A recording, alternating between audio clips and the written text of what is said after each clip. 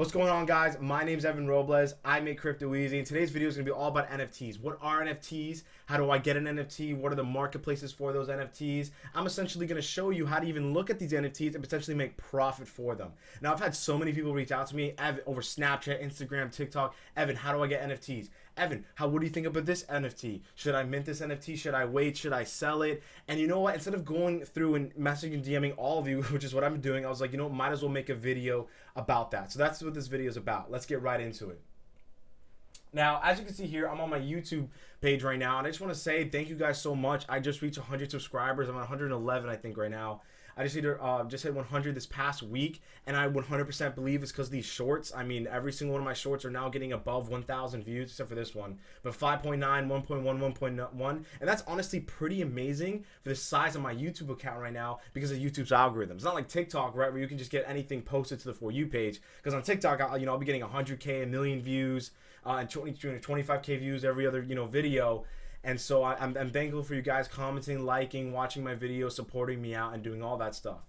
Now, that being said, I'm also on TikTok the majority of my day. Not, consuming content, but creating content. I'm always making videos. I make like 4 to 6 TikToks a day all about the cryptocurrency space. So if you guys want to be first to the news and first to the action and first to all the NFT craze that's coming out there, I highly 100% recommend you follow my TikTok and my Twitter. I'm going to be posting there 24/7 because on there I can literally just shoot out a tweet and it takes me a minute, 2 minutes to really get what I want to say. On YouTube, I got to prepare the video, edit the video. And even though, I work pretty fast, it does take a little bit of time, and especially YouTube, to upload that video.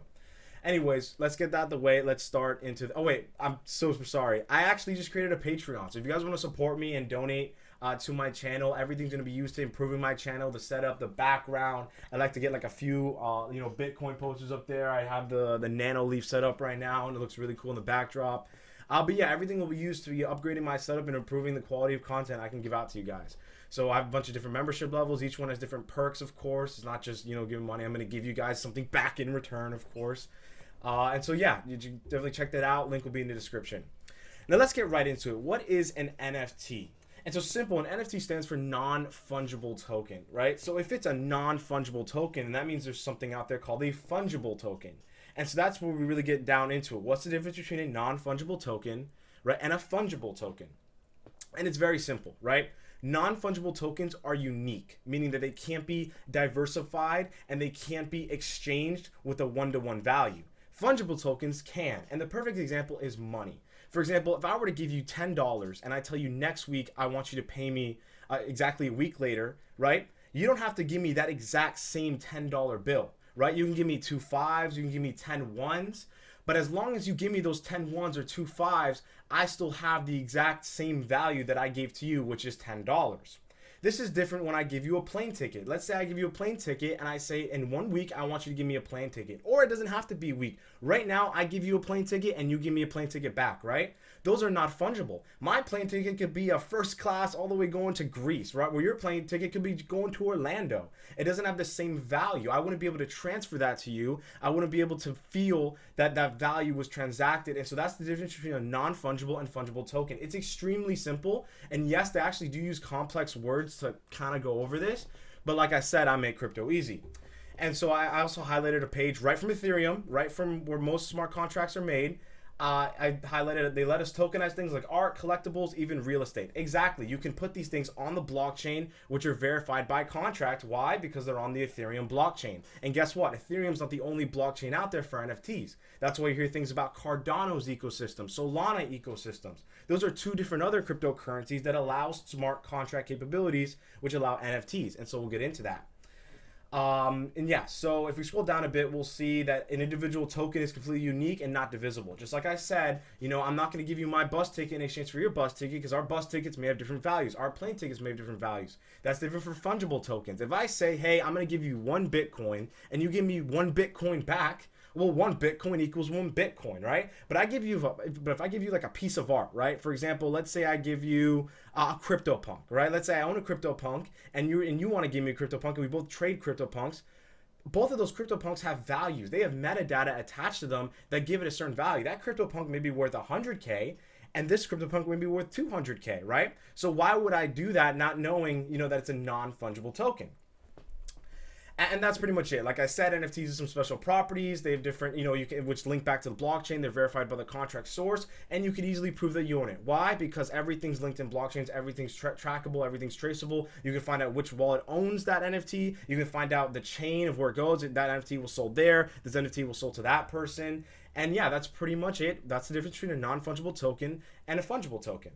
Now, as you can see here, I also pulled up a figure to show you kind of like different examples. Like I said, the dollar, the US dollar, Bitcoin, Ethereum. I can send these to you. You can send them back to me. It has the same value as long as we're both sending the same amount. Non-fungible, art, properties, CryptoKitties. Like I can't trade houses with you because our houses have different properties. My house may be a beachfront. Maybe it has a water. Maybe it has a lake view, right?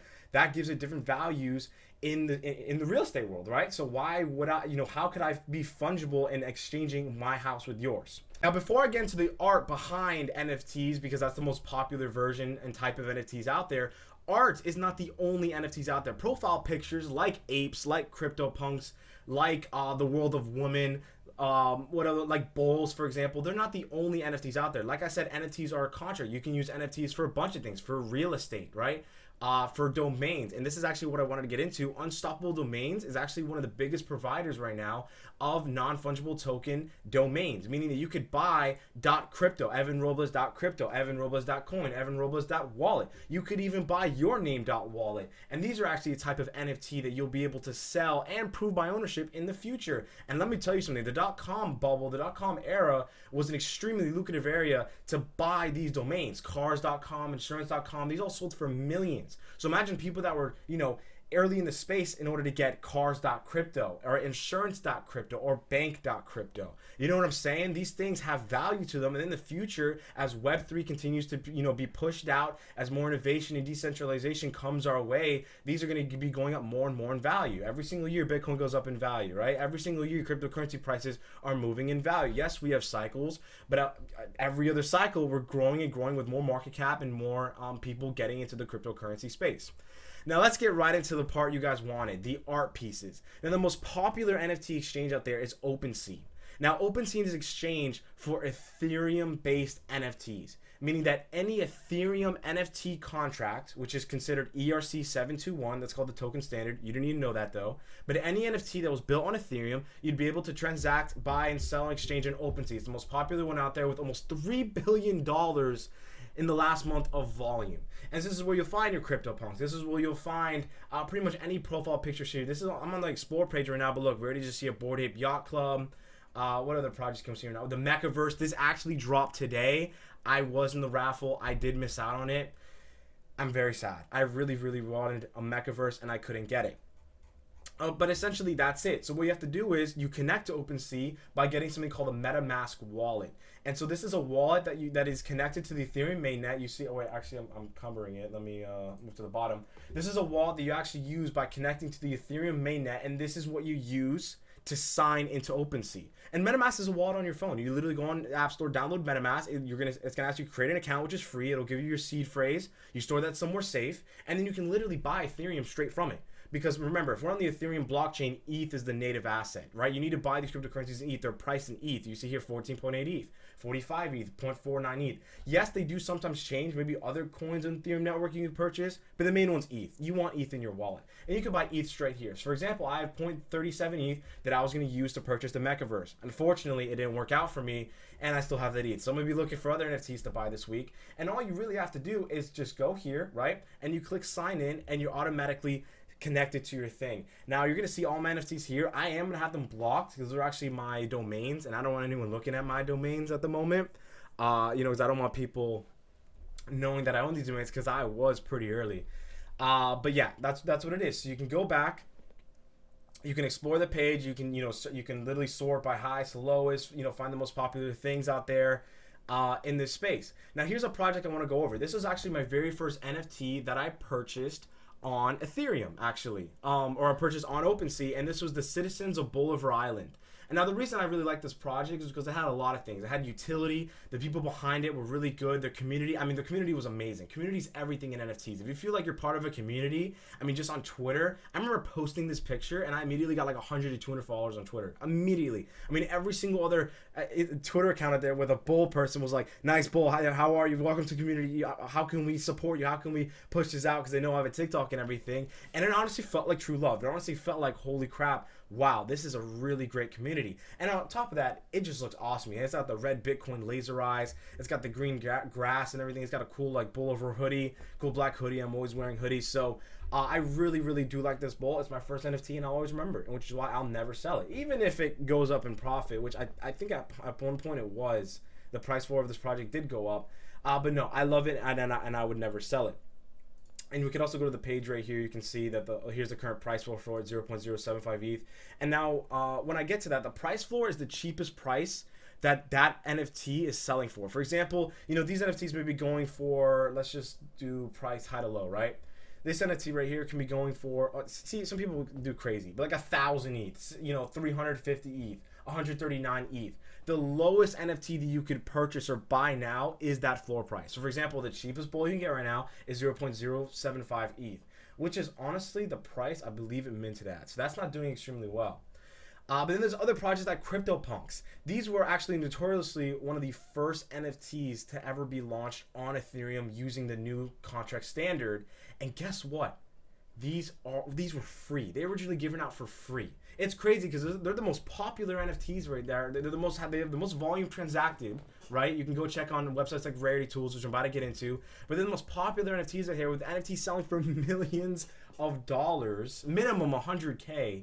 And they were once all given away for free. And so that's kind of like the trend in the NFT space right now. It's all about collections. Yeah, it's artists can go and, you know, submit their pieces and submit their artworks and slowly put together a collection. But everyone's looking at generative art, right? Collections of 8,888 pieces of art. Collections of 10,000 unique art. Collections of 9,999 pieces of art. That's what it is. People like the profile photos. You want to go on Twitter, you go on NFT Twitter, you'll find that someone either has an ape, someone either has a mutant ape right here. Someone could either have a CryptoPunk, or if you're like me, you could literally have a bull, or you can make your own CryptoPunk like I did. It used to be a bull. I did make that one, by the way. I love how it looks because I can't afford a regular CryptoPunk right now, unfortunately. I will though. One day I will. But you can literally see that's my profile photo right here, and I can just scroll through Twitter and I can show you like everyone has one. Like right here, an ape. Okay, another NFT, another NFT, another NFT, another NFT. Like another project. I mean, every single day there are new projects coming out. So don't ever, you know, if you go on Twitter, here's the thing, everyone's bragging like 24/7. I just changed my life. I just made 30, 40 ETH, which is great for them. But don't ever think you've ever missed out. There are new drops, there are new mints every single day. Just like today, Mekaverse.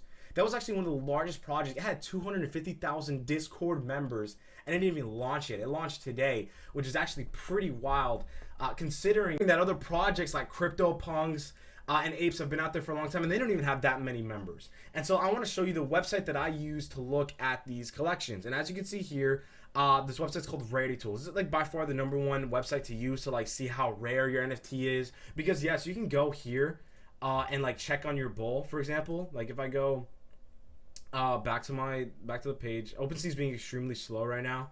There's a lot of things, but yeah, I can go to my bull right here and I can look at the properties, and has like 6% of this trade, 9% of this.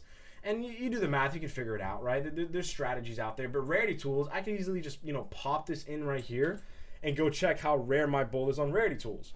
I'm not going to do that right now, but you can see how, like, by 7-day volume, CryptoPunks, right, are the most popular thing out there, right? You can see there's Cyberconks, Humanoids, Bored Ape Yacht Club. Sooner or later, you're going to see Mekaverse on here as soon as all the NFTs are revealed. But the greatest thing about Rarity Tools is they have an upcoming page. So you don't even have to go by yourself on Twitter, go watch thousands of YouTube videos. You can literally go on this page and just start researching NFTs for yourself. For example, today's sales at 2 a.m. there was a pre-sale for Mutated Pokeverse, right? Another project, and I could just scroll. I mean, look how far I can just scroll down of all these projects that are coming out October 9th, right? There's so many pieces of art out there, and here's the thing.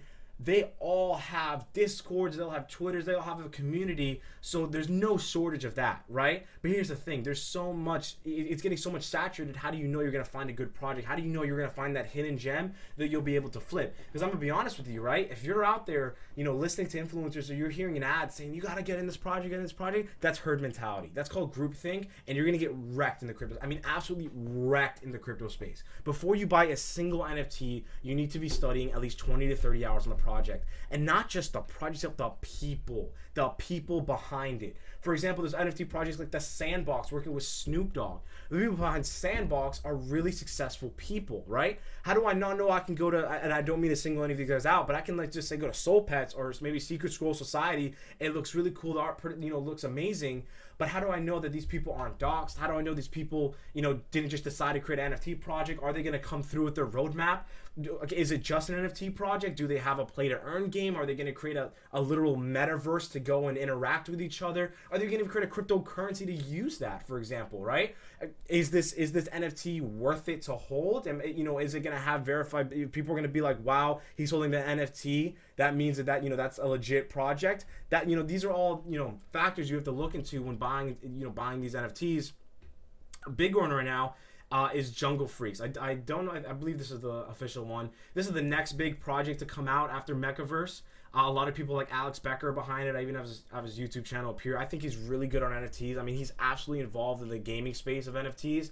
And yeah, there you go. You literally have a video about Jungle Freaks right here. But I highly recommend you check out his videos because that's all he does. All he does is trade NFTs, and I absolutely love the content he puts out there.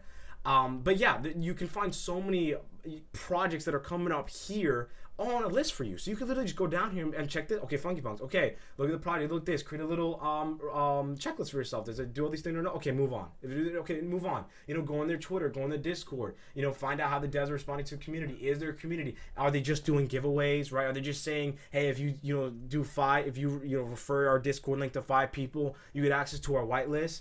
Right, because there's so many projects that copy each other. It's a trend. It really is a trend, and a lot of these can be cash grabs. You want to make sure that you're buying into a real project that will implement their roadmap, that will work on it, and will continue growing the project and have a lot of events for you. So you don't buy an NFT and worst thing, you can't ever sell it. Because remember, meme coins, right? If maybe you lost 50-60% on meme coin, you could still get out. If the devs did not pull liquidity, you could still try and sell and salvage some money.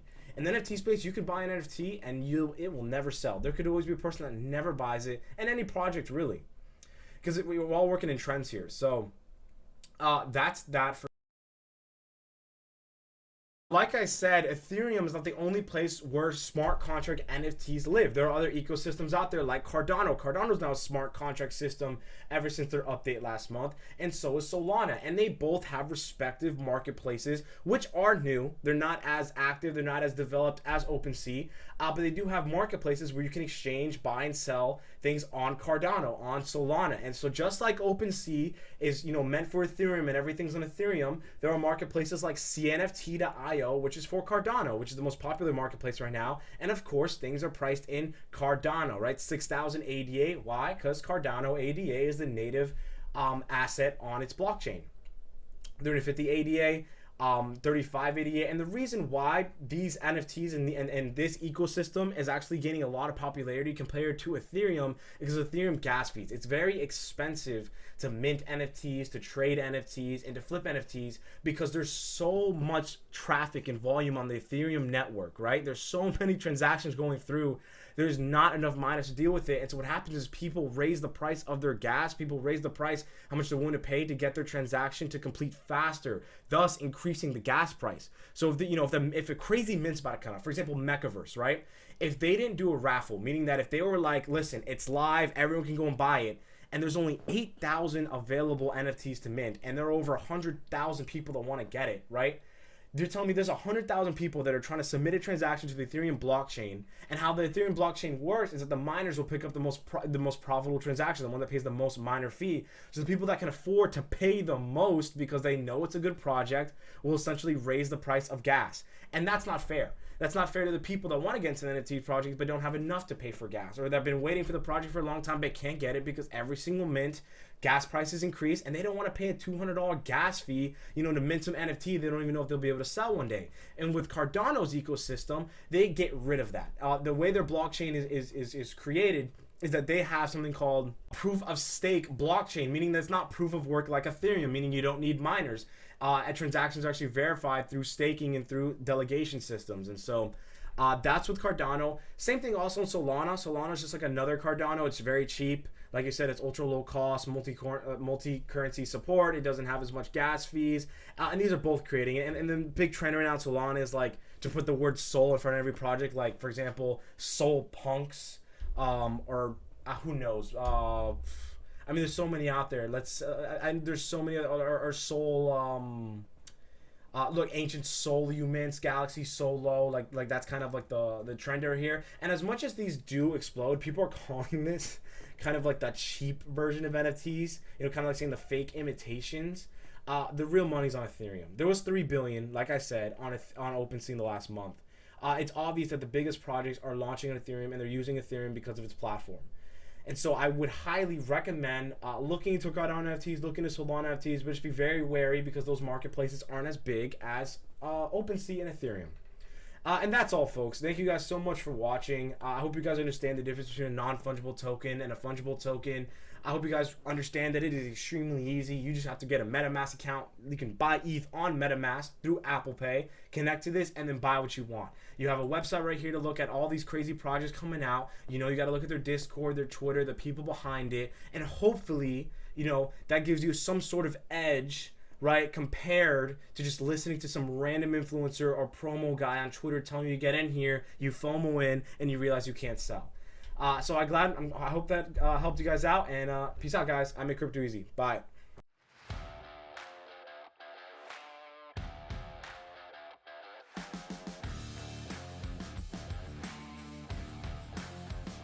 Artlist.io